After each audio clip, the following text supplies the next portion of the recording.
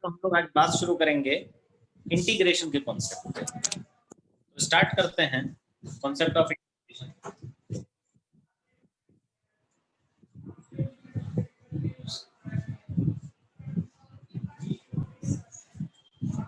तो सबसे पहले ये जानने की कोशिश करते हैं कि हमारे लिए एग्जैक्टली इंटीग्रेशन का मतलब क्या होता है। मतलब हम किस चीज को इंटीग्रेशन निकाल रहे होते हैं, हम कर क्या रहे होते हैं।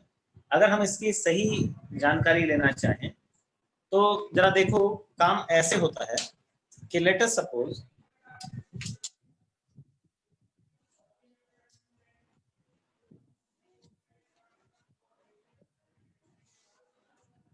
मेरे पास ये एक्स एक्सिस और वाई एक्सिस हैं और मुझसे ये कहा जा रहा है कि कोई एक फंक्शन है y equal to f x.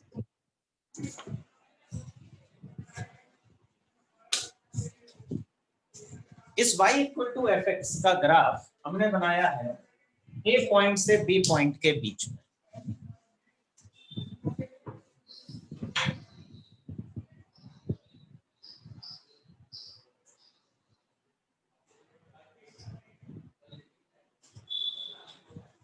अब जरा ध्यान से मेरी बात सोचना, ये एक फंक्शन है y equal to f x, x axis, ये अगर ध्यान दो तो x की लिमिट है ये a और x की लिमिट है ये b। इनके बीच में जो घिरा हुआ एरिया है, अगर हम इस एरिया को कैलकुलेट कर लें तो ये एरिया की कैलकुलेशन होती है या इस एरिया की वैल्यू होती है a से लेके b तक एफ एक्स। यानी मोटे तौर पे जब हम इंटीग्रेशन करते हैं तो हम असल में एरिया निकाल रहे हैं। इंटीग्रेशन का बेसिकली मतलब होता है हम एरिया कैलकुलेट कर रहे हैं, लेकिन कहां से कहां तक का एरिया, किसके किसके बीच का एरिया। तो देखो ये होता है एरिया बाउंडेड बाय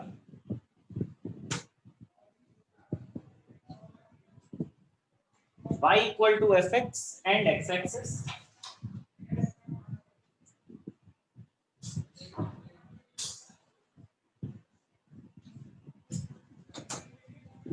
और कहां से कहां के बीच में, between x equal to a and x equal to b।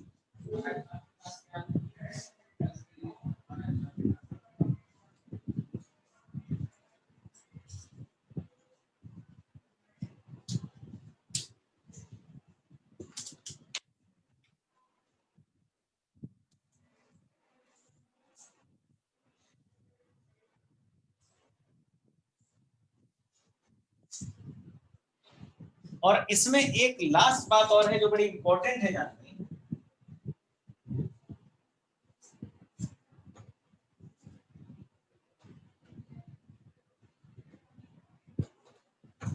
That is in algebraic manner. अब इस पूरी बात का मतलब समझो। एरिया का मतलब हम सबको पता है कि हम क्या बात कर रहे हैं। किसी फंक्शन का जब इंटीग्रेशन लिखा हो और आगे लिखा हो dx, तो dx का मतलब है हम उस फंक्शन का x एक्सिस से एरिया निकाल रहे हैं। ये जो दो नंबर्स लिखे होते हैं जो इंटीग्रेशन के लिमिट्स कहलाते हैं, इनका मतलब होता है जैसे यहाँ dx लिखा है तो x की वैल्यू a से शुरू करना है और x की वैल्यू b तक जाना है। तो a से b तक fx और x एक्सिस के बीच का एरिया, ये डिनोट होता है इस इंटीग्रेशन के द्वारा। इंटीग्रेशन के द्वारा डिनोट होता है fx और x एक्सिस के बीच, इस लाइन और इस लाइन के बीच का एरिया। ये तो मेरे ख्याल से समझ में आता होगा कि कुछ एरिया तो मैं यहाँ बना दिख भी रहा होगा, लेकिन उसके आगे जो लाइन लिखी है ये जरा समझें कि ये एरिया अलजेब्रिक मैनर में पकड़ना है। और अलजेब्रिक मैनर का मतलब ये है कि जहां पर ये ग्राफ एक्स एक्सिस के ऊपर हो वहां पर हम उसे पॉजिटिव मान लें, और अगर ये ग्राफ एक्स एक्सिस के नीचे हो तो हम इसे नेगेटिव मान लें। यानी इस अलजेब्रिक मैनर का मतलब क्या है, इसको मैं अलग से समझाता हूं, वो इधर पे।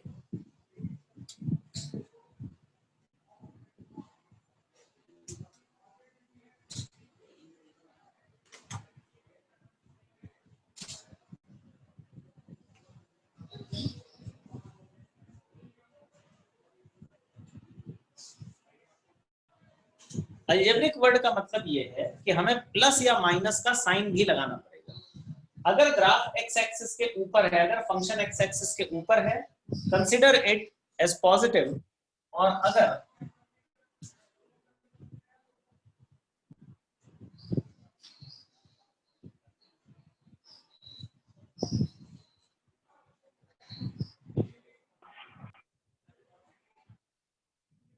कभी कोई फंक्शन एक्स एक्सिस के नीचे हो तो उस जगह पर एरिया को नेगेटिव लिया जाएगा।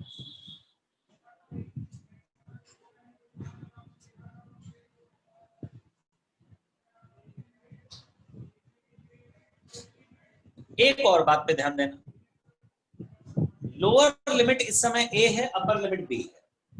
लोअर लिमिट से अपर लिमिट की डायरेक्शन देखो।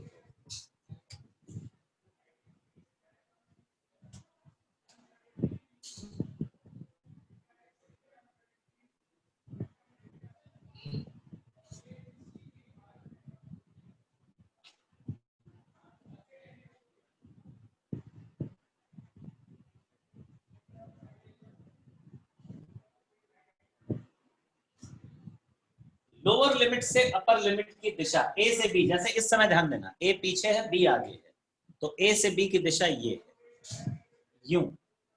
अगर a से b की दिशा आगे की तरफ है तो उस केस में हम पॉजिटिव साइन लेंगे, और अगर बैकवर्ड डायरेक्शन है, पीछे की तरफ है, तो हम नेगेटिव साइन।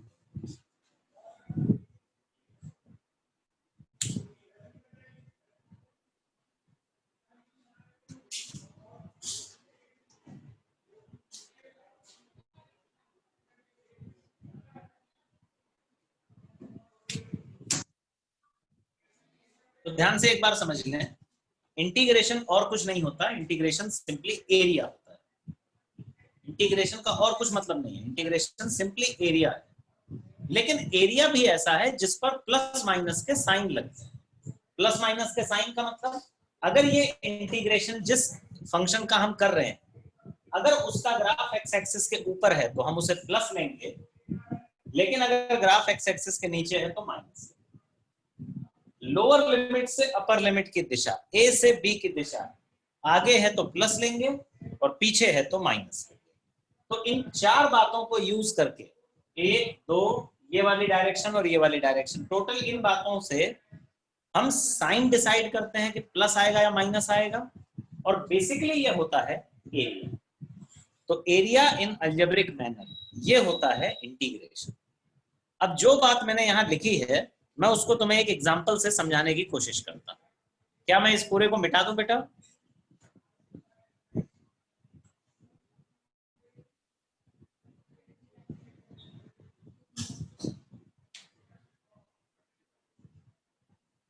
देखें जरा,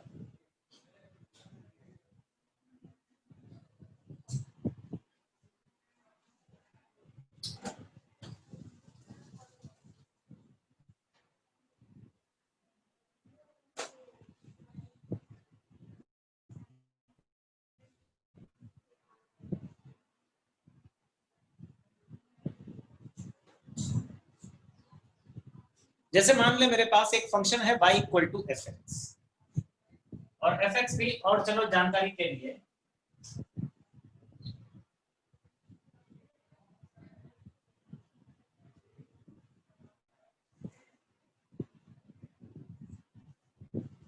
हम ले रहे हैं graph y equal to sine x.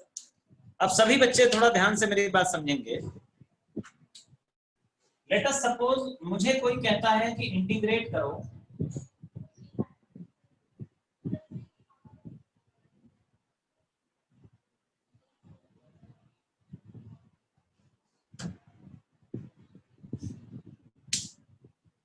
मैंने एक बात तुम्हें मैं अलग से बता रहा हूं, जिसको तुम ध्यान से सुनना।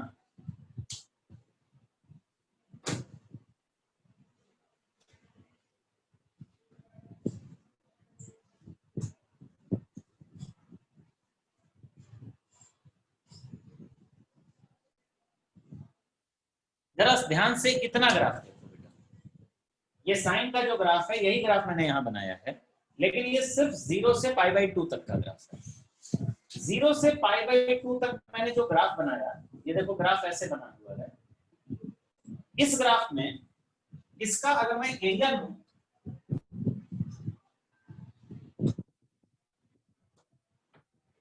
मान लेते हैं थोड़ी देर के लिए, हालांकि यही सच्चाई भी, ऐसा ही होता भी है कि 0 से π/2 में जो ये एरिया होता है बेटा, इसकी वैल्यू 1 आती है साइन एक्स के ग्राफ।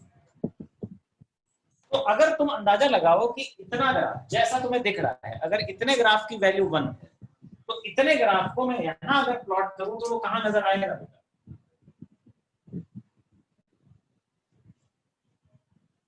यही तो है बेटा, ये 0, ये π/2, then it is pi, 3π/2 and 2। अब ध्यान से सुनना बेटा, मेरी बात को सभी बच्चे ध्यान से सुनेंगे।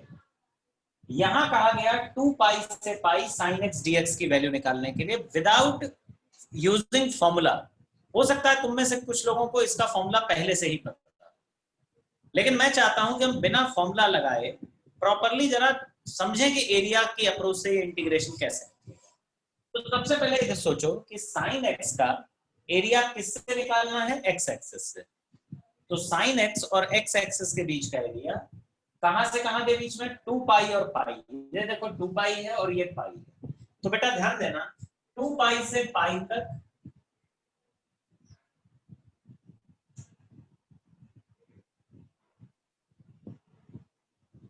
ये है हमारा एरिया, ये है वो एरिया जिसकी हमें बात करनी है।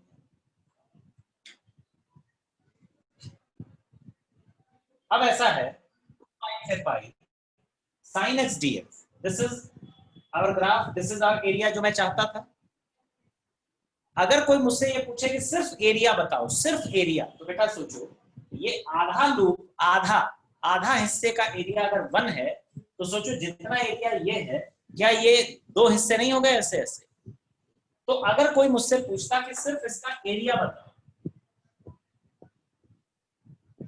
तो क्या तुम मानते हो कि पूरा शेडेड एरिया 2 आ जाएगा, क्योंकि वो इसका डबल है?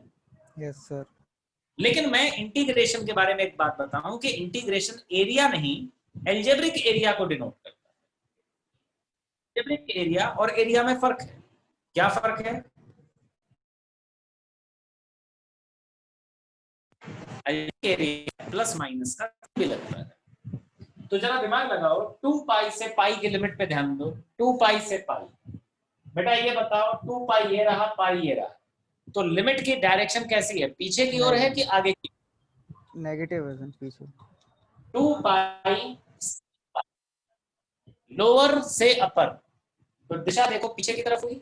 और याद करो मैंने लिखवा रखा है कि अगर डायरेक्शन पीछे की तरफ हो तो एक माइनस आता है। इसके बाद अब अगली बात पर आ जाओ।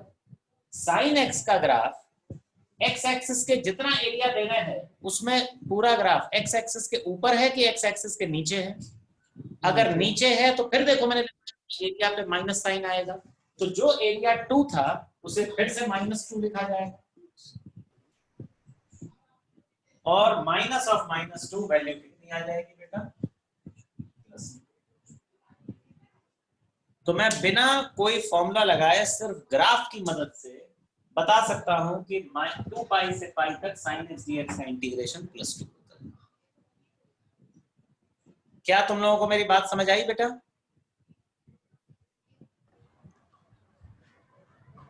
पार्थिव का मैसेज आया है, इंटीग्रेशन का मतलब सम भी होता है। हाँ बेटा, एक्चुअली होता क्या है कि ये एरिया क्यों बन पाता है, क्योंकि ये छोटे छोटे एरिया को सम करता है। जैसे अगर मैं तुमसे कहूं 2 पाई से पाई तक, तो 2 पाई से पाई या किसी भी इंटरवल में हम क्या करते हैं कि छोटे छोटे पतली पतली ऐसी स्ट्रिप्स करते हैं,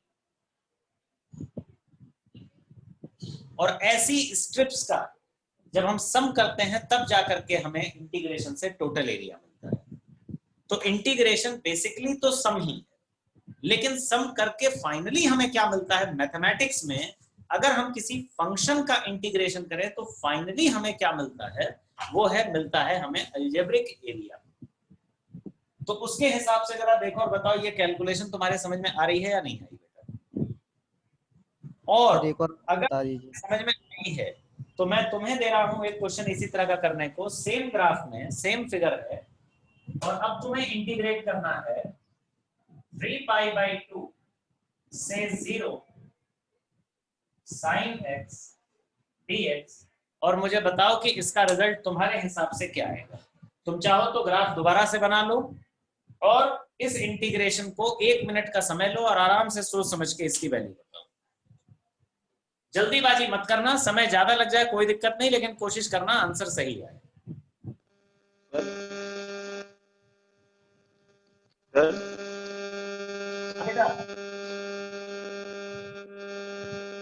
सर इसका एरिया निकालना है इसका भी।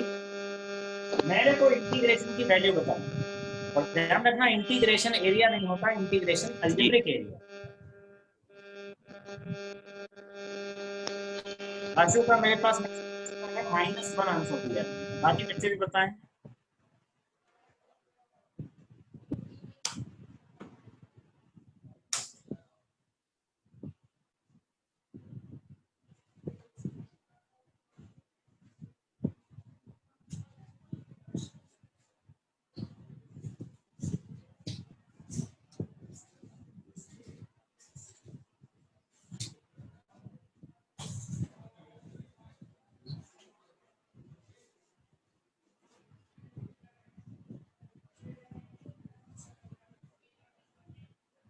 पार्थिव का मैसेज आया है +1।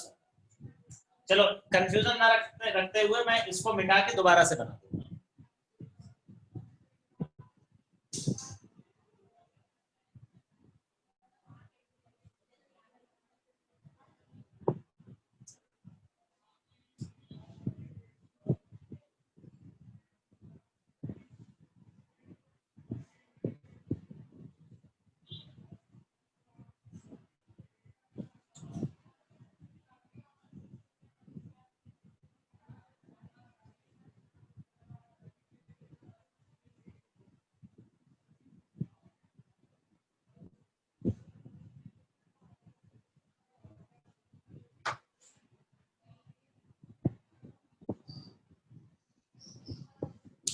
तो ध्यान देंगे बेटा सभी लोग,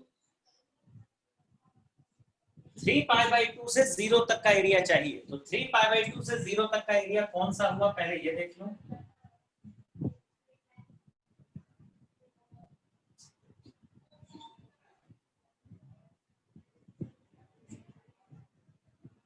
क्या मैंने ठीक एरिया मार्क किया है बेटा?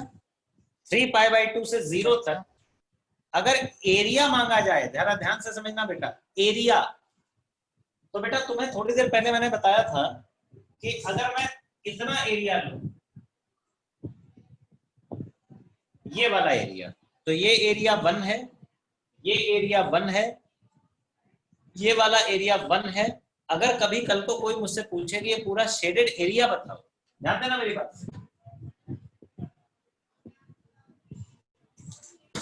अगर कल को कोई मुझसे कहता है शेडेड एरिया बताओ, तो शेडेड एरिया की वैल्यू 3 आएगी।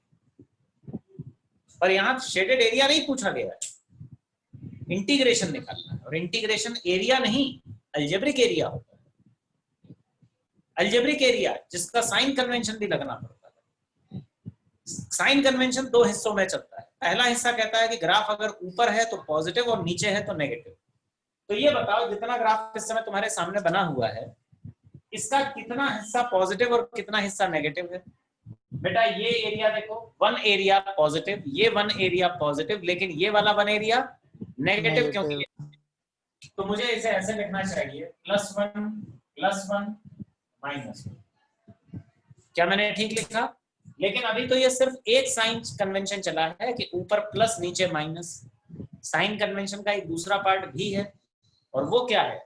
वो ये है कि आगे की दिशा पॉजिटिव और पीछे की दिशा नेगेटिव। आगे की दिशा यानी अगर 0 से 3π/2 तक जाते तो पॉजिटिव, लेकिन यहां देखो डायरेक्शन क्या है, लोअर लिमिट से अपर लिमिट। 3π/2 से 0 और 3π/2 से 0 यानी पीछे की दिशा है, तो एक माइनस लगेगा, ये वैल्यू आएगी 3π/2 से 0 sin x। तुम अगर इसे सॉल्व करो तो एक 1 तो कट जाएगा और इस +1 के बाहर -1 आएगा, रिजल्ट फाइनली होना चाहिए।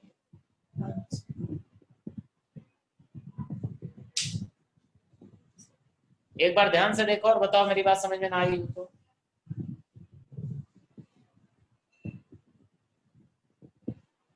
सर अगर लिमिट ही नहीं दी हो तो? अगर बेटा लिमिट नहीं दी होगी तो फिर हम एरिया की अप्रोच नहीं लगा सकते। उस केस में हम उस इंटीग्रेशन को एक अलग नाम देते हैं, वो कहलाता है इनडेफिनिट इंटीग्रेशन। और जो लिमिट लगा हुआ इंटीग्रेशन होता है वो कहलाता है डेफिनिट इंटीग्रेशन। मैं तुम्हें दोनों बातों में फर्क समझाता हूँ।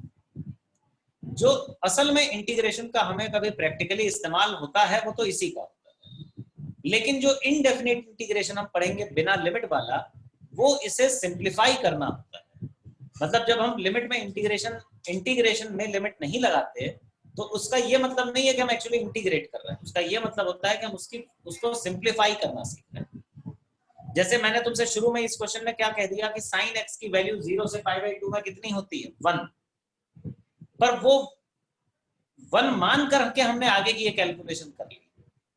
अगर वो ना पता हो तो उसको कैसे निकाला जाता है वो सीखते हैं हम इनडेफिनिट इंटीग्रेशन। तो हम उस पर भी आएंगे, लेकिन पहले इंटीग्रेशन का बेसिक बना लें।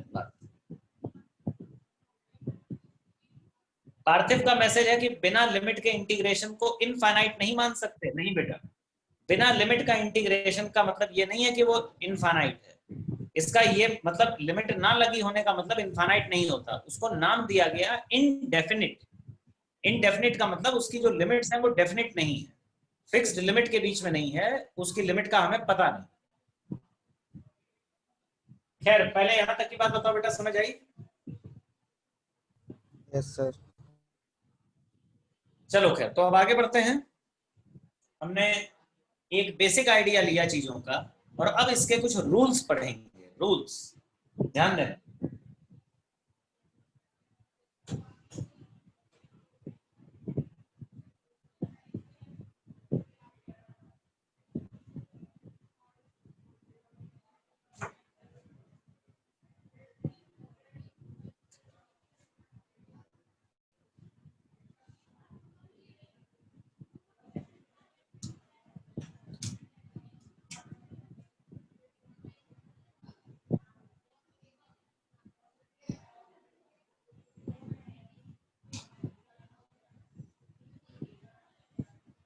मैं चाहता हूं तुम सभी लोग थोड़ा विचार करो। एक इंटीग्रेशन है जिसमें फंक्शन fx है और लिमिट है a से b। एक दूसरा इंटीग्रेशन है जिसमें सेम फंक्शन, वही fx dx उधर भी लिखा है, सेम लिमिट है a से b, a और b, बस लिमिट का ऑर्डर उल्टा है। तो तुम्हारे हिसाब से इन दोनों में क्या रिलेशन होना चाहिए? दोनों इक्वल होने चाहिए या दोनों में कुछ फर्क होगा? सोच समझ के बताओ बेटा। इक्वल एंड अपोजिट माइनस का फोर्स माइनस का। क्या मैं अगर इनके बीच में ये रिलेशन लिख दूं तो क्या तुम इसे समझ पा रहे हो कि ऐसा क्यों हुआ? Yes sir. Yes sir. ध्यान देना, सेम एरिया यहां से मिलेगा जो यहां से मिलेगा, एरिया, लेकिन बेटा यहाँ लिमिट का ऑर्डर देखो, डायरेक्शन देखो, ए से बी। अगर ए से बी आगे होगा तो बी से ए कैसा होगा? पीछे। इसमें देखो ए से बी है, इसमें बी से ए है, यानी कि माइनस का फर्क आएगा। माइनस का फर्क आने का मतलब अगर ये पॉजिटिव होगा तो ये नेगेटिव होगा, या ये नेगेटिव होगा तो माइनस लग के ये पॉजिटिव। इसलिए दोनों में माइनस का डिफरेंस लगेगा। क्या पहली प्रॉपर्टी ये समझ आई बेटा? सेकेंड प्रॉपर्टी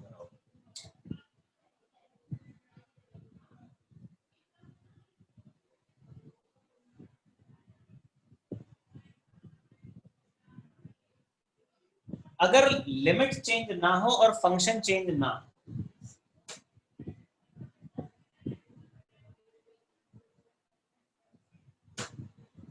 तो अंदर वेरिएबल का नाम बदलने से कोई फर्क नहीं पड़ता।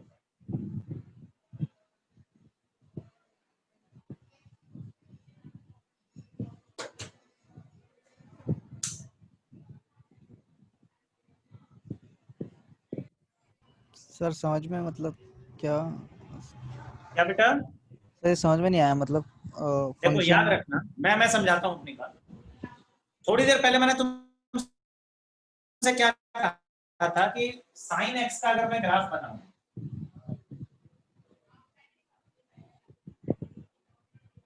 याद करो y बराबर साइन एक्स ऐसा होता है।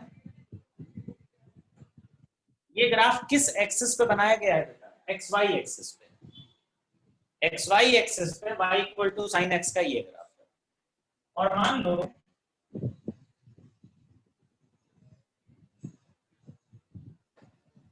यहां x की जगह t एक्सिस हो जाए तो सेम यही ग्राफ का नाम यहां हो जाएगा y equal to sine t।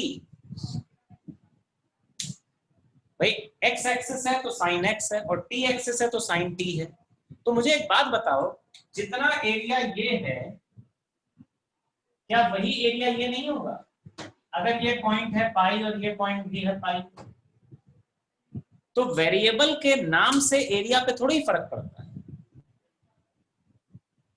मेरी बात समझो, वैल्यू सेम रहे, जैसे a और b सेम हो, फंक्शन सेम हो, और चेंज क्या हो रहा हो? अंदर लिखा हुआ वेरिएबल। वेरिएबल यहाँ x लिखा है, यहाँ t है, वहां u है। बेटा ध्यान रखना, इससे इंटीग्रेशन की वैल्यू पर कोई फर्क नहीं आता, कोई चेंज नहीं आता। Okay sir. क्या मेरी बात समझ आई बेटा? Yes sir. ओके, बेटा दूं इसे बेटा, आगे बढ़े।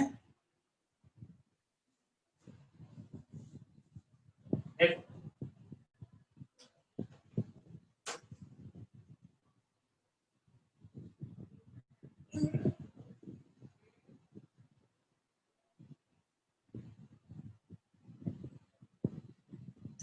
थर्ड प्रॉपर्टी देखो,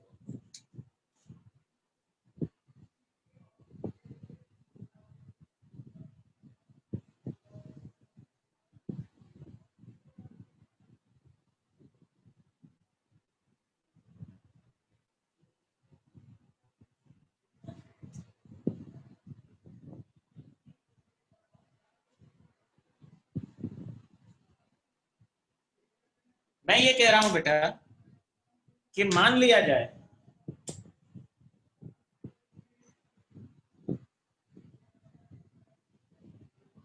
मुझे ये वाला एरिया निकालना है जो मैंने शेड किया है, ये वाला। इसे कैसे डिनोट करोगे बताओ इंटीग्रेशन की फॉर्म में? क्या इसे ऐसे लिखना ठीक रहेगा?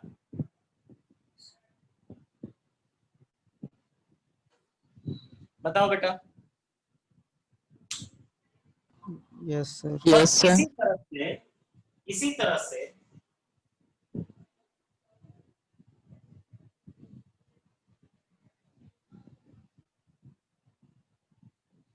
अगर मैं ये वाला एरिया जो मैंने ये शेड किया ग्रीन कलर से, इसको लिखना चाहूं तो कैसे लिखूंगा? क्या इसे ऐसे लिखना ठीक रहेगा?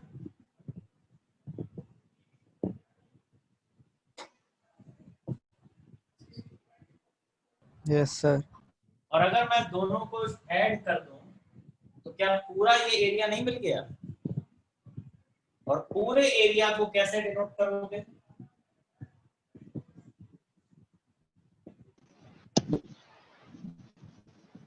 तो ध्यान रखना सब बेटा। पूरा एरिया कहाँ मिला? बीच में माइनस साइन भी तो लगेगा। माइनस क्यों लगेगा बेटा? तो ये आपने बी से सी लिया है ना, दूसरा वाला एरिया उल्टी साइड में। नहीं बेटा, मैंने सी से बी लिया है, ध्यान से देखो। अच्छा, यस सर यस। मैंने पहले देखो, जरा समझना मेरी बात। मैं पहले कहां से कहां तक गया? लोअर से अपर देखो, ए से सी और फिर गया सी से बी। तो पहले ए से सी तक, फिर सी से बी तक गया, तो फाइनली माना जाएगा कि मैं ए से बी तक गया।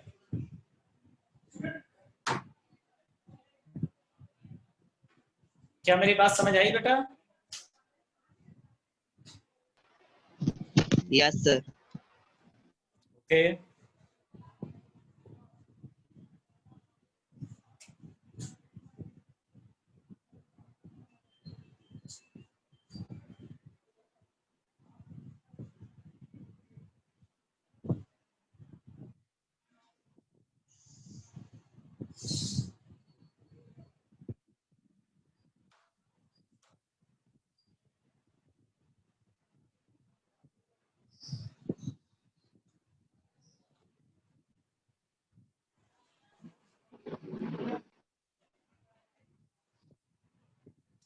अगर y equal to f x, ये फंक्शन y एक्सिस के अबाउट सिमेट्रिक हो।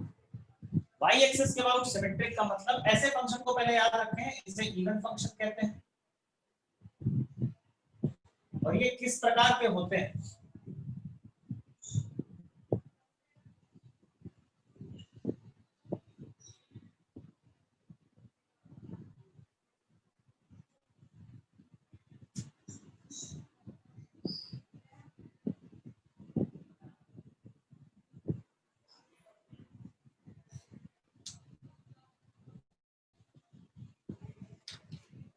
जरा ध्यान से इस ग्राफ को देखो जो मैंने यहां बनाया। क्या तुम्हें दिख रहा है कि ये ग्राफ y एक्सिस के अबाउट सिमेट्रिक है, आगे पीछे एक समान है? Yes sir.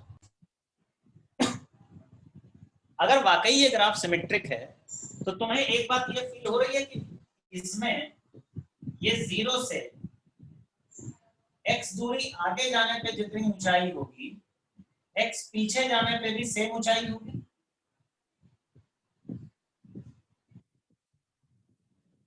यानी इस Yes. फंक्शन की विशेषता ये होती है कि f माइनस एक्स और एफ एक्स दोनों सेम होते हैं।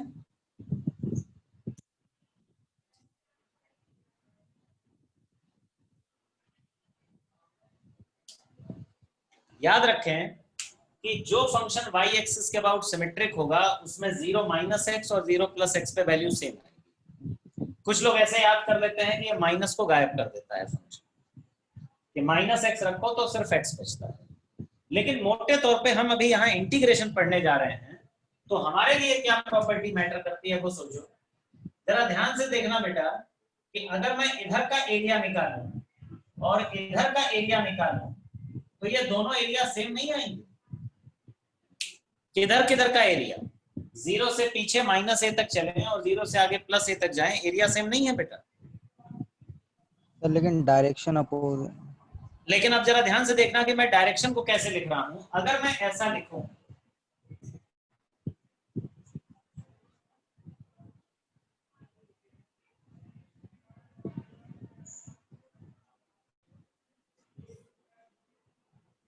मैं लिखूं माइनस ए से प्लस ए तक एफ एक्स डी एक्स, और इसे मैं बना दूं 2 टाइम्स 0 से a fx dx, तो क्या ये लिखना तुम्हारे समझ आया बेटा?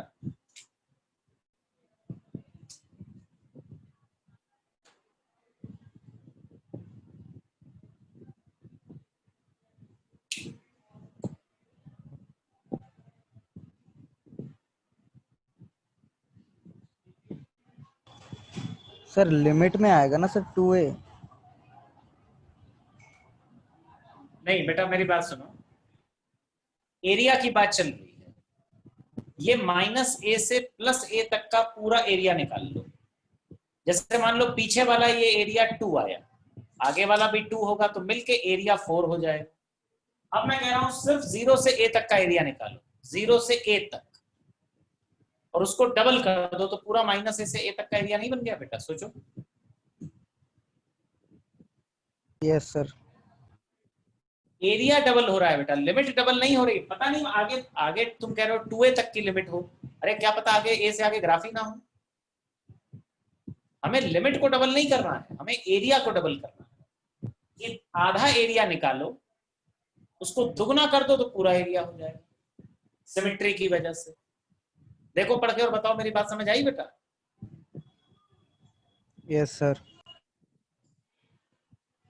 आराम से देख लो, कोई कंफ्यूजन है तो पूछ लेना बेटा।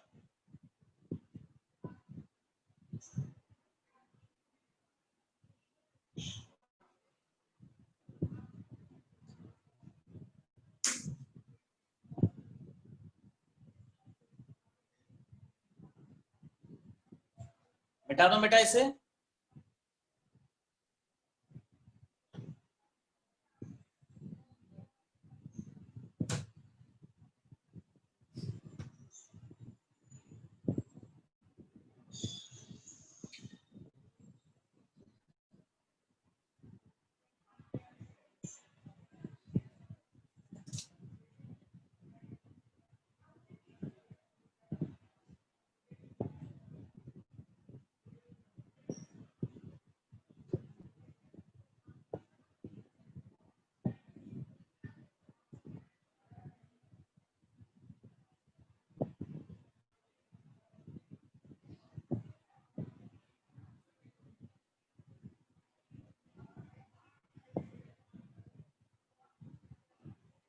अगर कोई ग्राफ ओरिजिन के अबाउट सिमेट्रिक है, तो ओरिजिन के अबाउट सिमेट्री का मतलब क्या होता है? क्रॉस में सिमेट्री। क्रॉस, ये ओरिजिन है बेटा, तो जो इधर हो वो ओरिजिन की सीध में इधर हो, ये ओरिजिन के अबाउट सिमेट्री होती है। जैसा ग्राफ फर्स्ट क्वाड्रेंट में, उसकी इमेज बनेगी थर्ड में। जैसा ग्राफ सेकंड क्वाड्रेंट में, उसकी इमेज बनेगी फोर्थ में। इन ग्राफ्स में विशेषता ये होती है कि अगर मैं x दूरी आगे चलूं तो मुझे जो हाइट मिलेगी -x चलने पर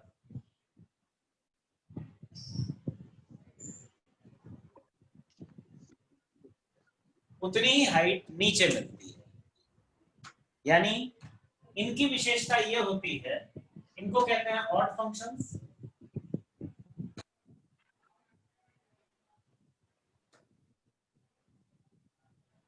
और ऑड फंक्शंस की विशेषता ये होती है कि f-x पर अगर तुम आओगे तो हाइट वही मिलेगी जो f+x पे है। क्या कर रहे हो वहां पे? f-x की हाइट और f+x की हाइट तो सेम होगी, लेकिन उसमें एक माइनस का फर्क होगा। यानी अगर ये हाइट पॉजिटिव होगी तो ये नेगेटिव होगी, या ये पॉजिटिव तो वो नेगेटिव। ये कंडीशन होती है ऑड फंक्शन की। और अब आते हैं इसके इंटीग्रेशन के बारे में। अगर किसी फंक्शन में ये विशेषता हो तो जरा सोचो, अगर कोई मुझसे कहता है कि -a से तक मुझे इसका इंटीग्रेशन करना है, तो सोच के बताओ तुम्हारे हिसाब से क्या इसका आंसर 0 होना चाहिए? सोचो एक बार आराम से।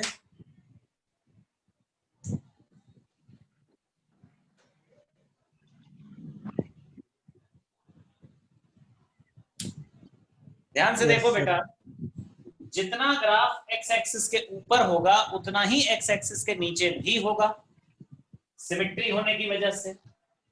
क्रॉस सिमेट्री का मतलब जितना फर्स्ट क्वाड्रेंट में ग्राफ होगा तो उतना थर्ड में होगा, या कोई ग्राफ अगर सेकंड क्वाड्रेंट में है तो उतना फोर्थ में भी होगा। तो जितना पॉजिटिव उतना ही नेगेटिव, और मिल करके टोटल आंसर कितना हो गया? 0। चेक करो सर कितना है बेटा? सर जो f minus x equals to minus f x है सर, ये समझ में नहीं आया सर। देखो जरा, ऐसा है बेटा, मान लो ये हाइट 3 है, x पॉइंट पे हाइट 3 है, तो बेटा माइनस एक्स पे हाइट कितनी होगी? -3। क्या अगर मैं ऐसे लिखूं तो तुम्हें ये समझ आएगा यहाँ पे कि एफ एक्स की वैल्यू अगर 3 है तो एफ माइनस एक्स की वैल्यू -3? बताओ बेटा ऋतिक, मैं ठीक कह रहा हूं या नहीं बेटा? Yes sir. दोनों को जोड़ दो,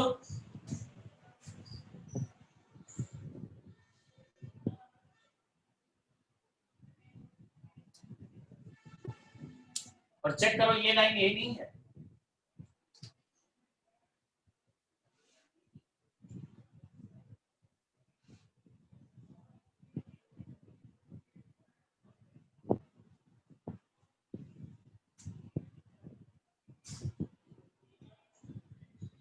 समझ आया बेटा?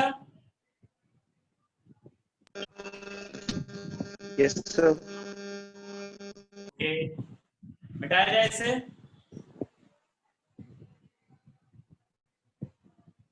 आगे देख,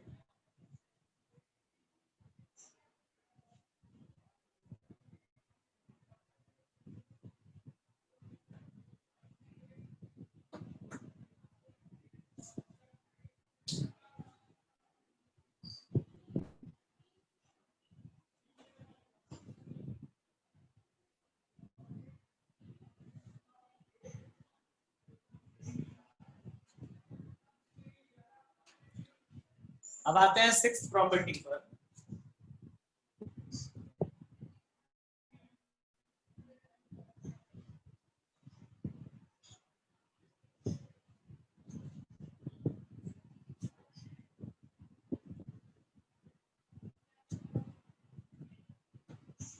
एक लाइन है जिसका नाम या जिसकी इक्वेशन है x इक्वल टू a, और कहा जा रहा है एक ग्राफ जो इसके अबाउट सिमेट्रिक है। कैसा होगा वो ग्राफ, जरा सोचो।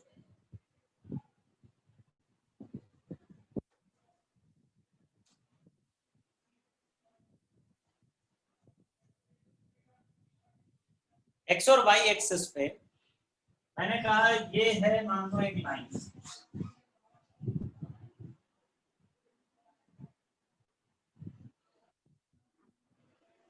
आई होप ये बात सभी लोगों को समझ में आती होगी कि x इक्वल टू a ये एक ऐसी लाइन होती है जो y एक्सिस के पैरेलल होती है, और इसका x कोऑर्डिनेट, हर पॉइंट का x कोऑर्डिनेट a होता है। अब मान लो इस पर मैंने कोई ग्राफ बनाया, लेकिन ग्राफ ऐसा है जो इस लाइन के अबाउट सिमेट्रिक है। तो सोचो अगर ये 0 से शुरू हुआ होगा तो कहां गया होगा ये? 2a, तभी तो ये a पॉइंट होगा। अब ध्यान से सोचो, अगर ये ग्राफ किस पॉइंट के अबाउट सिमेट्रिक है या किस लाइन के अबाउट सिमेट्रिक है? x equal to a line के अबाउट सिमेट्रिक है। तो इस बात से एक बात हमें समझ में आनी चाहिए कि अगर इस लाइन के अबाउट सिमेट्रिक है तो 0 से x दूरी आगे चले तो इतनी हाइट आई, 0 से x आगे चलने पे जो ऊंचाई है, क्या 2a से x पीछे चलने पे सेम ऊंचाई नहीं होगी?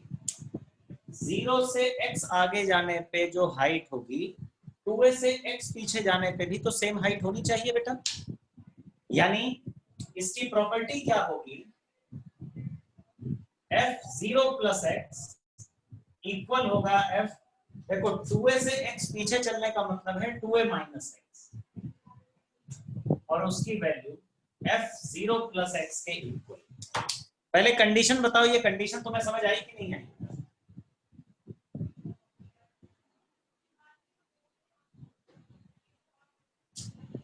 ये कंडीशन तो इस बात की है कि graph x equal to a के अबाउट सिमेट्रिक है। तो सिमेट्री का मतलब 0 प्लस x पे हाइट और 2a माइनस x पे हाइट सेम है। This is 2a minus x and this is 0 plus x। अब आगे की कंडीशन देखो क्या है। सभी बच्चे सोच के बताएं, अगर मैं 0 से 2a तक का पूरा एरिया निकालूं,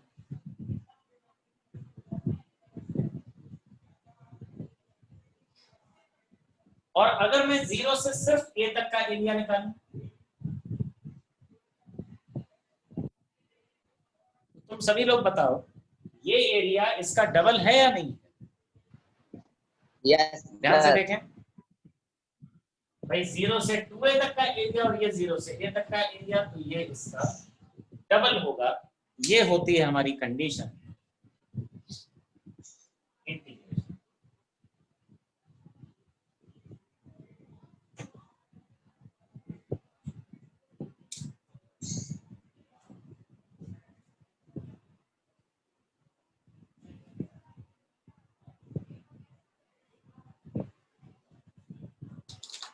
जब देखो बेटा, मैं 0 से 2a तक का एरिया निकालता हूं तो ये पूरा है,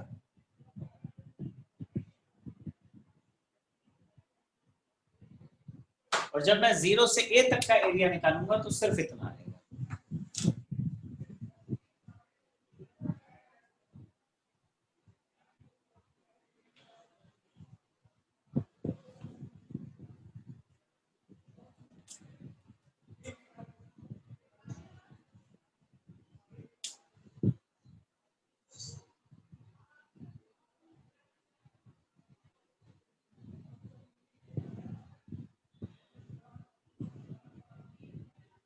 एक नेक्स्ट केस और लेते हैं। क्या मैं इसे मिटाऊं बेटा?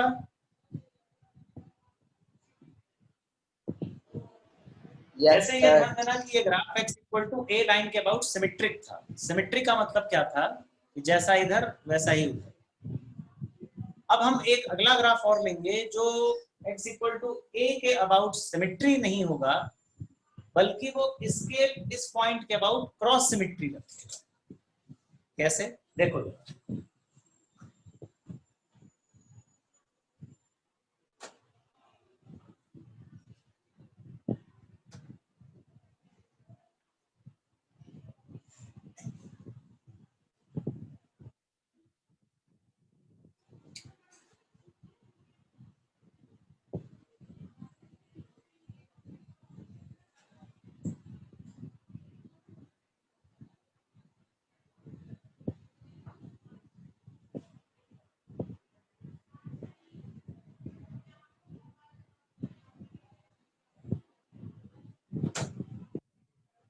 अब की बार लाइन के अबाउट सिमेट्री नहीं है, बल्कि अब की बार एक पॉइंट के about symmetry.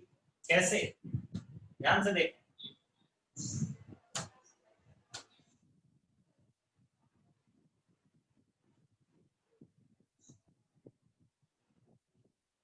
This is the point a, 0, और इसके अबाउट अगर मैं सिमेट्रिक ग्राफ एक बनाऊं, कैसा दिखेगा वो ग्राफ?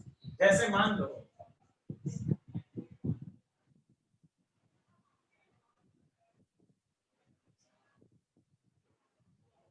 Like this. इस ग्राफ में ये पॉइंट है 0, ये पॉइंट है a, and this point is 2।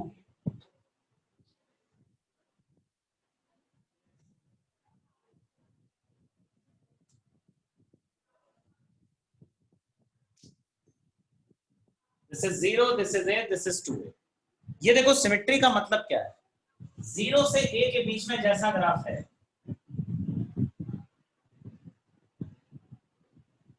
वैसा ही बिल्कुल ग्राफ a से 2a के बीच में है। बस पॉइंट, इस पॉइंट के अबाउट सिमेट्री का मतलब इस पॉइंट के पीछे जैसा ग्राफ, ऐसा ही इस पॉइंट के आगे का ग्राफ। इस पॉइंट के अबाउट क्रॉस में सिमेट्री।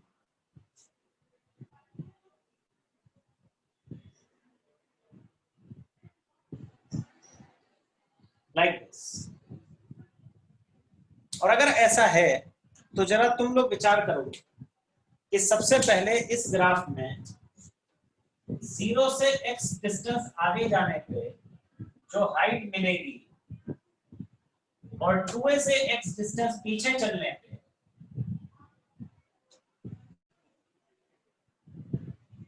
जो हाइट मिलेगी, सोच के बताओ। ये दोनों हाइट सेम नहीं होंगी, लेंथ सेम होंगी, लेकिन एक पॉजिटिव में होगी तो एक नेगेटिव में होगी। इसका मतलब ये है कि f 2a माइनस x और f 0 प्लस x यानी fx इक्वल तो होंगे पर माइनस का फर्क होगा। ये है इनके बीच का रिलेशन।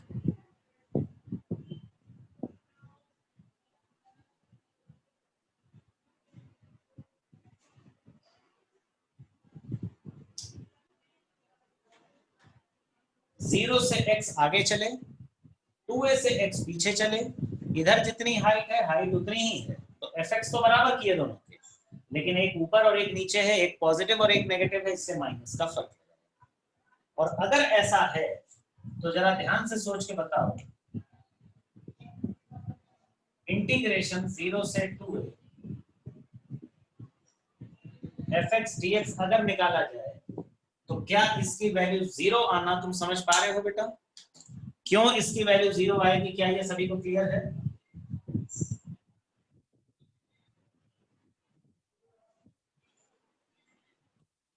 Yes sir.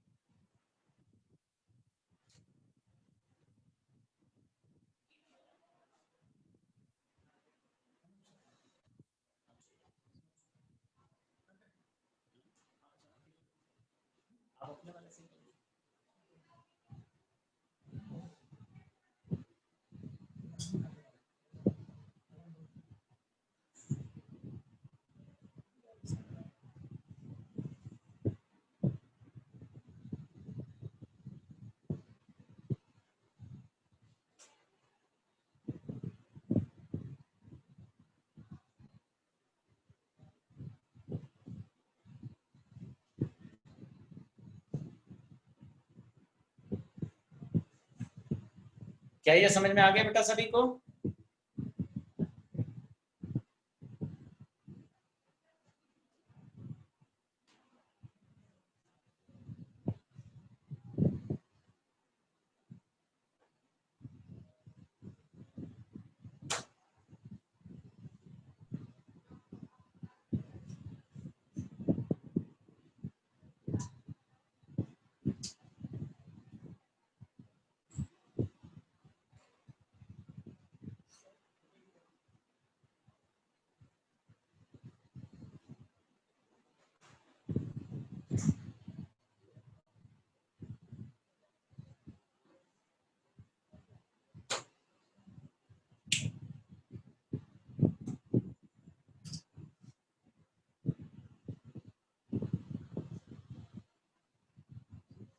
थोड़ी देर के लिए मान लें कि हमें जो फंक्शन दिया गया वो एक पीरियोडिक फंक्शन है।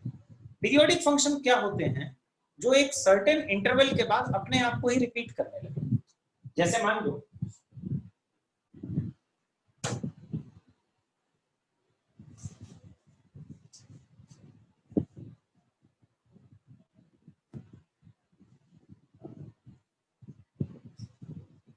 एंड सो, एक कोई ग्राफ है, ये अपने आप को ही बार बार रिपीट कर रहा है। जैसे मान लो this point is 0, this is t, this is 2t, this is 3t। और तुम जब मेजर करते हो तो तुम्हें समझ में आता है कि हर इंटरवल में सेम एरिया मुझे मिल रहा है, यानी जो एरिया ये है वही एरिया ये है, वही एरिया ये है। तो जरा एक बात बताओ बेटा, अगर एक फंक्शन अपनी ही वैल्यू को बार बार रिपीट करता हुआ जा रहा है और मैं ऐसे में 0 से nt fx dx जहां n belongs to natural number. जैसे मान लो एक छोटी सी बात सोचो, n की जगह थोड़ी देर के लिए 3 एज्यूम कर लो, तुमसे मैं कहूं 0 से 3t तक का एरिया निकालना है और मैं सिर्फ 0 से t तक का एरिया निकालूं और उसे n गुना कर दूं, तो क्या दोनों बात बराबर रहेंगी बेटा? सोच के देखो जरा भाई, एक बात समझो, 0 से 3t तक का एरिया निकालोगे तो वो ऐसे ऐसे 3 एरिया का ही तो सम हो गया, 3 गुना नहीं हो गया। एक टुकड़े का एरिया निकालो, 3 गुना कर दो तो पूरा 3t तक का एरिया आ गया। तो ये एक प्रॉपर्टी और है जो यूज होती है ऐसे फंक्शंस के लिए जो होते हैं पीरियोडिक फंक्शंस।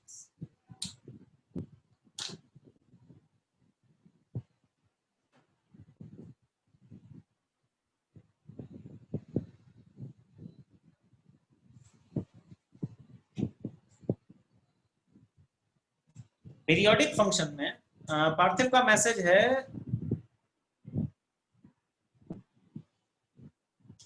पार्थिव का मैसेज है कि कॉन्टिन्यूअस ग्राफ्स में ही इंटीग्रेशन पॉसिबल होता है। नहीं बेटा, एरिया तुम किसी का भी निकाल सकते हैं। हाँ, कंटिन्यूअस इंटीग्रेशन करने के लिए कंटिन्यूअस एरिया या कंटिन्यूअस ग्राफ होना चाहिए। अगर कोई ग्राफ बीच में टूट रहा है तो तुम्हें उसका इंटीग्रेशन भी उस जगह पे ब्रेक करके ही उसे निकाला जाएगा। कोई डिसकंटिन्यूअस अगर ग्राफ है तो इंटीग्रेशन को भी डिसकंटिन्यू करना पड़ेगा उसको, उस बारे में हम आगे बात करेंगे। जैसे कि ग्रेटेस्ट इंटीजर फंक्शन, फ्रैक्शनल, इन सब के ग्राफ्स जो होते हैं वो टूटते हैं, तो उनको किस तरह से इंटीग्रेट करेंगे उस बारे में मैं चर्चा करूंगा। फिलहाल अभी जरा देखो और बताओ, ये प्रॉपर्टी समझ में आई बेटा सभी को? ये हमारे कुछ बेसिक रूल्स हुए इंटीग्रेशन के। मैं चाहूंगा आज सभी लोग घर पे इनको एक बार अच्छे से रिवाइज करें। इसमें कोई बात ना समझ में आई हो तो उसको मेरे से नेक्स्ट क्लास में पूछना, या आज भी चाहो तो तुम मुझे व्हाट्सएप कर सकते हो या कॉल कर सकते हो। और कल की क्लास में मैं ऐसे ही 1-2 प्रॉपर्टीज और डिस्कस करूंगा तुम्हारे साथ और कुछ इन पर बेस्ड क्वेश्चंस भी करें। ठीक है, तो कल मिलते हैं बेटा फिर इसी टाइम।